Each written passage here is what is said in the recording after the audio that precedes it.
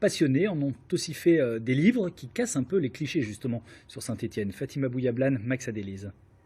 Et la strate géologique découverte, c'est véridique mesdames et messieurs, elle a été baptisée du nom de notre ville à l'échelle de l'Europe. Cette strate se nomme le Stéphanien, c'est vrai. Et on peut imaginer que sous le Stéphanien, c'est le Lyonien. Parce que là, on touche le fond. Ils sont fous, ou plutôt gaga de leur ville, et ils l'expriment sur scène. Quentin Jaffre et Philippe Ayagnan sont comédiens humoristes.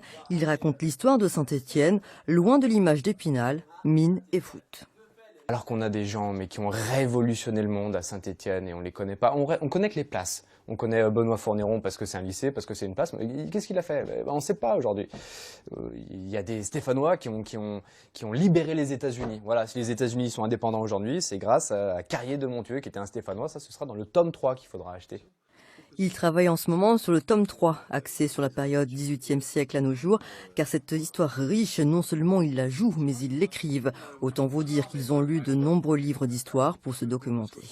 Le spectacle, c'est pas un cours magistral. D'ailleurs, on le dit bien, on dit c'est une conférence humoristique. Ça veut dire, voilà, c'est une conférence quand même.